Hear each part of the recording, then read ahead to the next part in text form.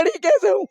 मैं मैं क्या करूँ, कुछ समझ नहीं आ रहा कि मैं क्या करूँ। कुछ नहीं, मेरे पास बोलने के लिए कोई शब्द नहीं है।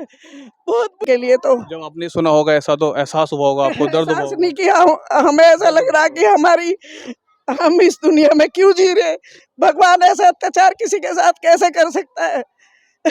अभी छोटा वाला बेटा कावड़ लेकर आया, वहीं हमारे भंडारा लगाते हैं। हम कावड़ियाओं के लिए शिविर लगाते हैं 22 साल से। हमने 2001 में जमीन खरीदी, तब से ये लोग हमारे पास ही रहते हैं। इन्होंने ही वो घर बनवाया, सब सपोर्ट करी। दिल हिल गया होगा कि जैसे माता। दोस्तों, मैं बुलंदशहर के थाना नरसना के गांव जो मवई पड़ता है, मैं उसमें मौजूद हूं। और मैं आपको बताऊं, यहां पर एक कल बहुत बड़ा एक दुर्घटना यहां घटी है। और ये दुर्घटना क्या पूरी है मामला मैं आपको बता दूं। यहाँ नीचे एक बहुत कच्चे 9 इंची की दीवारों पर यहाँ मकान टिका हुआ था, एक मकान बना हुआ था। उसके ऊपर इन्होंने नया मकान बनाने की कोशिश की। उसके बाद इन्होंने लेंटर भी इनका कल पड़ गया, बताया जा रहा है गांव वालों की तरफ से। तो उसके ऊपर जो तो उसके माता पिता लेटे थे, और जो नीचे थे वो बाकी सारा परिवार वो वहाँ लेटा हुआ था। और वो लेंटर गिरने के बाद वो नीचे वाली जो छत है वो भी नीचे गिर चुकी थी। और इसके नीचे करीब 8 लोगों की संभावना बताई जा रही है, जताई जा रही थी कि 8 लोग अभी घायल हुए हैं और 4 लोगों की मृत्यु हो गई है। यहाँ के जो गांव वाले हैं, जो आसपास वाले हैं, मैं उनसे बात करूंगा, उनसे जानूंगा क्या सच्चाई है। और क्या आप यहीं रहते हैं? कहाँ रहते हैं आप कहाँ से? यहीं से हैं? अच्छा अच्छा अच्छा। तो यहाँ के लोग हैं, उनसे बात करूंगा। आप यहीं रहते हैं? तो भाई कोई यहाँ का है? चलिए, यहाँ एक महिला है, इनसे मैं बात कर लेता हूँ, इनसे जानकारी चाहता हूँ। क्या नाम है मैम आपका? मेरा उर्मिला चौधरी। उर्मिला चौधरी जी। ये आपके कौन लगते थे? आपको क्या इनसे असल में मेरे कोई नहीं लगते थे, मैं तो बाईकास्ट गुजर हूँ जी और ये लोधे हैं। जी। लेकिन ये मेरे पास 20 साल से रहते थे। किस तरह ये छतगिरी है, थोड़ा सा आप ये बताएं मुझे। मैं नोएडा में थी, कल सिद्ध बाबा पे हवन था, परसों हमारा भंडारा समाप्त हुआ, तो मैं नोएडा में थी। मुझे इसके मामले में ना मैंने देखा कि क्या हुआ कैसे हुआ, मुझे कोई मालूम पड़ा होगा आपको कैसे? मुझे रात को 3 बजे फोन गया मेरे पास कि ऐसे ऐसे घटना हो गई। और मैं सुबह वहाँ से अपने बेटे लिए कार उठाई, तो मैं सुबह से यही हूँ। हमारा गांव से निकल के बाहर घर है। आपके परिवार में रहते थे ये लोग? जी। किस तरह के ये लोग थे जिस तरह दुर्घटना बहुत अच्छे, बहुत अच्छे। और मेरी इतनी सेवा करी कि बस कोई शब्द नहीं है उसके कहने के लिए। तो जब आपने सुना होगा ऐसा तो एहसास हुआ होगा आपको, दर्द हुआ एहसास होगा। नहीं किया। हमें ऐसा लग रहा कि हम इस दुनिया में क्यों जी रहे। भगवान ऐसा अत्याचार किसी के साथ कैसे कर सकता है? अभी छोटा वाला बेटा कावड़ लेकर आया, वहीं हमारे भंडारा लगाते हैं। हम कावड़ियाओं के लिए शिविर लगाते हैं 22 साल से।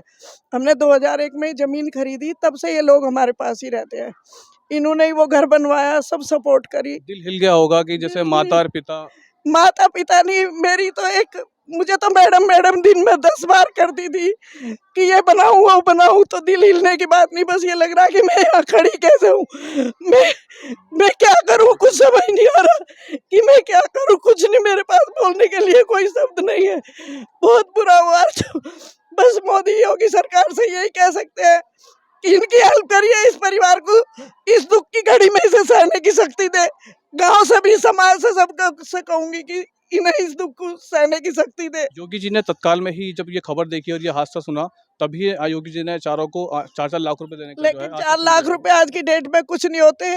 सरकार से हाथ जोड़ के, और मैं योगी जी से हाथ जोड़ के विनती करती हूँ कि एक बहुत गरीब फैमिली, मैंने आज तक इनसे 18 बीघे जमीन है, आज तक कोई पैसा नहीं लिया। पूरे गांव को, पूरे क्षेत्र को पता है कि मैंने इन्हें कमाने खाने के लिए फ्री दी हुई थी, क्योंकि मेरे भी पति नहीं है, मैं भी इतनी अमीर नहीं हूँ।